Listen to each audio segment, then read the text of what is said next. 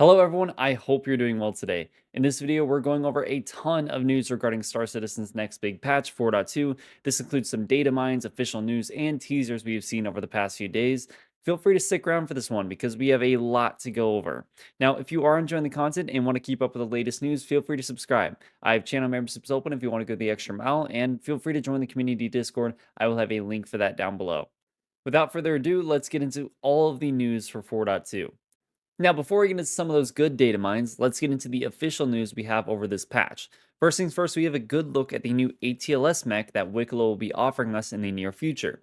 It does look like this has gotten a decent visual update, but still offers a similar look to what we had before. It does look like this is more on the back side of the mech, so it's less empty and probably can store batteries for the guns.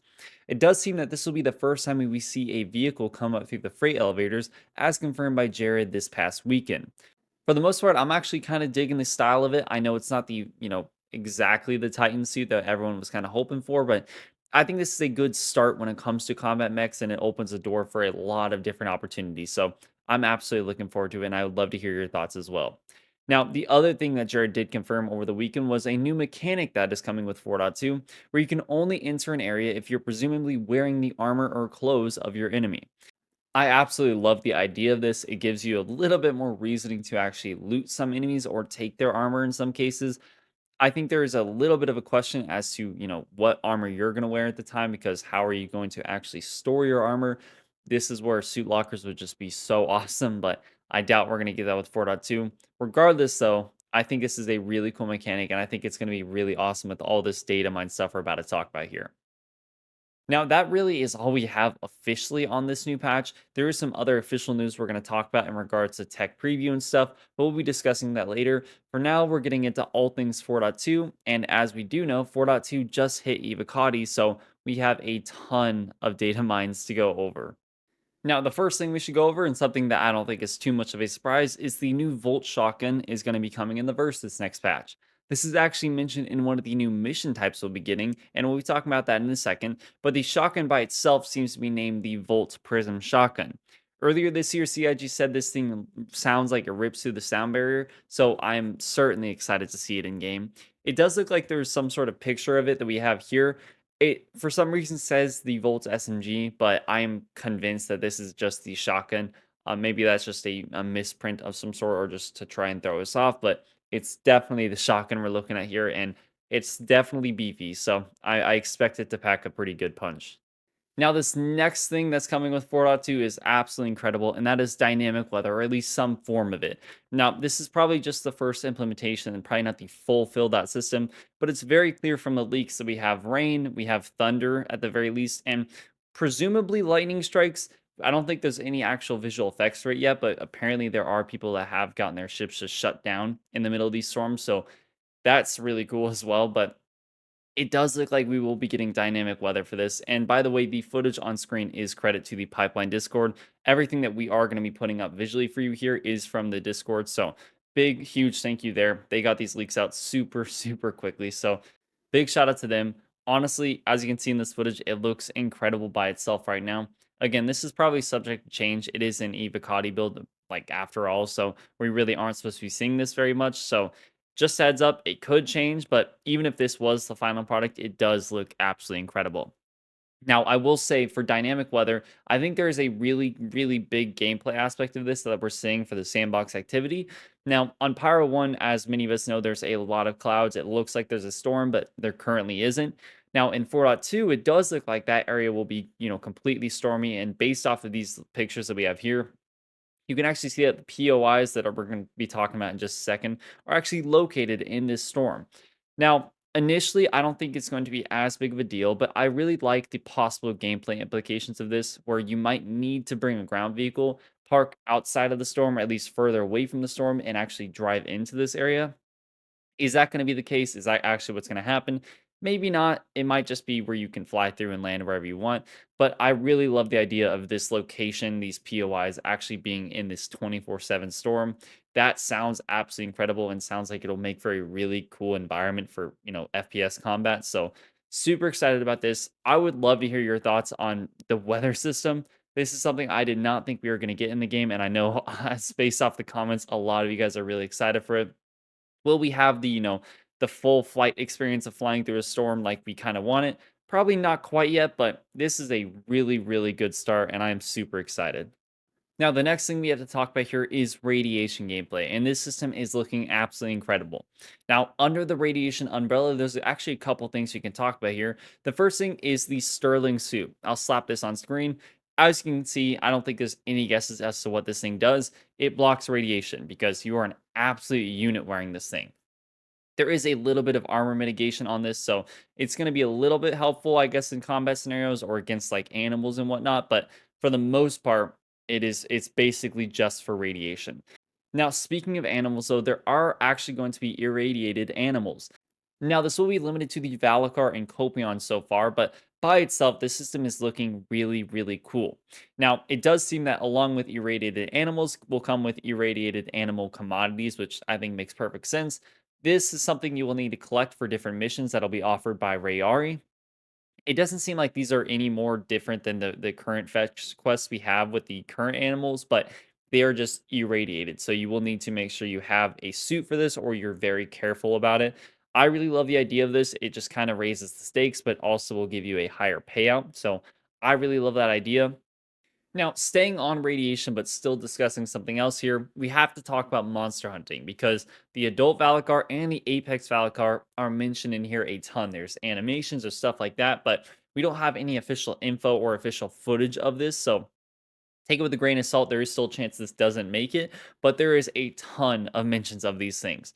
Now, the reason why I want to stay on the topic of radiation is because there is a poster that I'll put on screen right here that quite literally has an Apex Valakar that is irradiated and spitting radioactive saliva. Now, you can very clearly tell from the kind of area that it's in that this should also be on Pyro 1. But I mean, I don't know about you, but this looks absolutely incredible and awesome. I love the idea of having, base monster hunting where you're just hunting a regular Valakar, and then, radioactive monster hunting where you actually have to deal with this type of creature. Now, there are a few screenshots I wanted to kind of go over before we moved on here. The first one here is just a really cool screenshot that has these guys over these Valakar they just killed, and with a storm going on in the background. Basically, just confirms that there will be lightning strikes, it seems. And by itself, this looks really cool. So I'd say that this is a really sick image. Now, these next two screenshots actually involve irradiated Valakar eggs, so a really cool concept by itself, but it looks like these will kind of be like a mission objective for the sandbox activity that you'll need to obtain. Now, the really cool thing here is that wherever you get it initially, you'll have to take it to these calling towers. Now, it does seem, obviously based off the warnings here, that you only have 30 minutes to do so before the egg kind of dies out. I love the idea behind this. I think not only does it incentivize you actually, kind of hurrying up and do the objective as quickly as possible, but it might incentivize ground vehicles as well. Given the fact that this will probably be in a stormy area, you're going to need to get there as quickly as possible, but trying not to fly so you don't just get like shot out of the sky by lightning. I really love the concept behind this. And as a matter of fact, you can actually see these towers in the screenshot we showed off earlier with the storms. You can see, I think, at least one of them in the distance. The others might be the same one. It's just kind of hard to tell. Though it does look like this will all kind of involve that sandbox activity. And again, I really love the idea behind this. It mixes up radiation, dynamic weather, and then possibly ground vehicles as well, all in this different sandbox activity, which I'm honestly super excited about. And I would love to hear your thoughts on it so far. Now, before we move on to anything else like the mission types and the locations, there's actually a new flight model that might be making its way into Arena Commander this next patch. Now, it looks like there was a bunch of different modes involving this new flight model and a couple different lines that just kind of referred to it. Now, for the most part, we have literally no idea what this is, so I'm not going to go ahead and say anything because I think that's just going to be misleading. I would love if this was control services, but I highly, highly doubt it. I'm thinking this could be like the operator modes that they talked about last year at IAE. Maybe just like making it where master modes is less of a pain for some people. I'm really not entirely sure, but regardless, I would just take this with a grain of salt. We really have no idea what this is, but it does look like in Arena Commander there's going to be a new flight model to try out. Now, talking about these new locations, though, we actually have a lot of really cool information here. So, there's going to be only the power side of things here. There will be Stanton locations that come up with this next patch, but we just simply don't have that information in the build so far. But speaking of the Pyro locations, we have Pyro 1 and Pyro 4 that are the main planets here. Pyro 1 is going to have two different points of interest, one being the Lazarus Transport Hub, and then the other being the Lazarus Complex. And then Pyro 4 is going to have Pharaoh data centers on them. Now, what it looks like to me is that on Pyro 1, you're going to actually have to use these transport hubs to get to the Lazarus complex. I'll actually throw up a screenshot here from earlier, just one of the posters that seemingly is in the game right now. This is something that is what looks to be a shuttle that will most likely take you to the Lazarus complex. In my personal opinion, just getting a little speculative here, I assume that the only way of actually getting to this complex safely is going to be through these transport hubs. Now, I actually really love the idea behind this. And again, this is all just speculation, but the idea for me is that maybe this mitigates players just nose downing or just simply landing at the location. Maybe the airspace will be like extremely restricted, so you really can't get in without using the hubs. I, again, love this idea. I think it'll really help kind of enforcing ground combat and maybe even the usage of ground vehicles. But by itself, I'm really loving the idea of like one location taking you to the next location. I'm a really big fan, and I would love to hear what you think about that down below. When it comes to the Pyro 4 centers, I really don't have an opinion yet. We don't have a ton of information outside of the fact that this will probably be a part of the sandbox activity, and you'll have to do something there of some kind. Now, moving on to the new mission types here, we have some new Rayari missions. So, some that are actually referring to the irradiated animals, like we talked about earlier. Some that are basically just like, hey, go out and kill them. They're disturbing different points of interest and whatnot. And then there's going to be collection missions. Now, the collection missions are important because they actually mention Valakar pearls, Valakar fangs, and Valakar eggs. And if we're going to be completely honest here, I think this is some of the last proof that we really need that we're probably going to be getting monster hunting in this next patch. Of course, there is a chance that the pearls and, eggs come from the adult, but I think there's a really, really good chance that we get both the apex and the adult in this next batch. And if we're going to be honest, that is super, super exciting. And I'm really pumped to see what this is all about.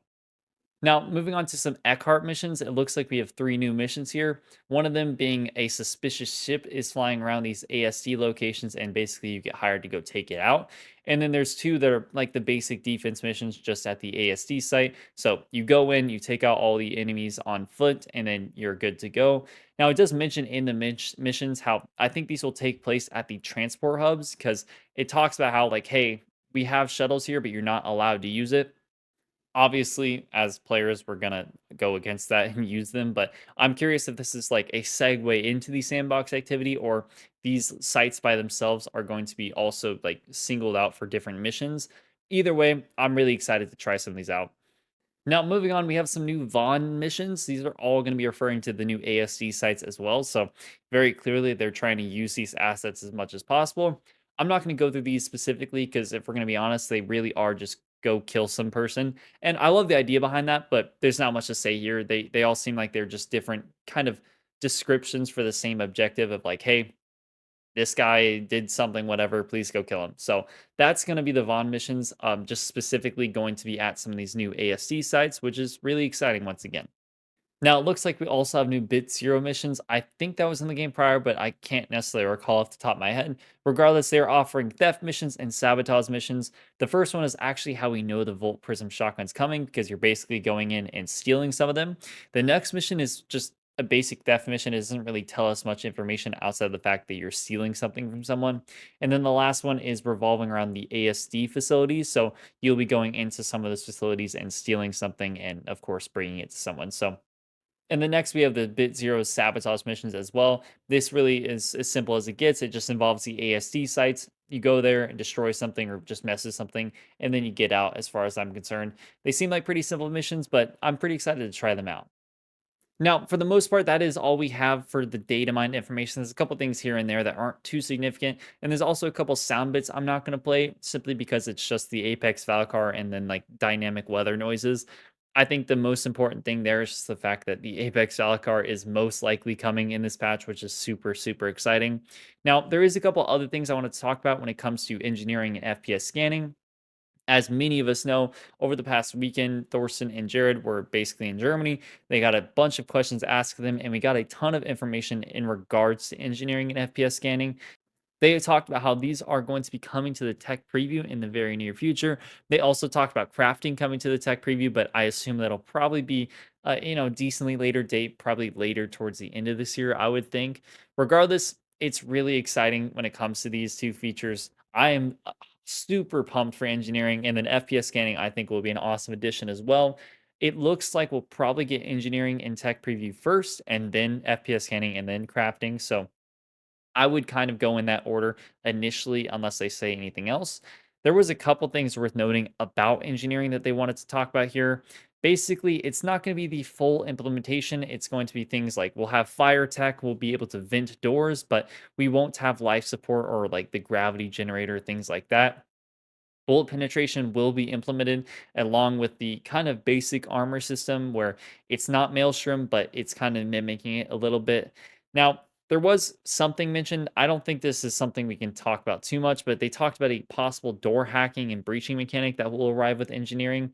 Again, we don't have much information on this, but I cannot wait to not have to just shoot open doors. So that could be really cool, but not to, harp on it too much. Basically, they just talked about these features and said, "Hey, they are coming to the tech preview. We don't know when, but hopefully very soon, especially for engineering."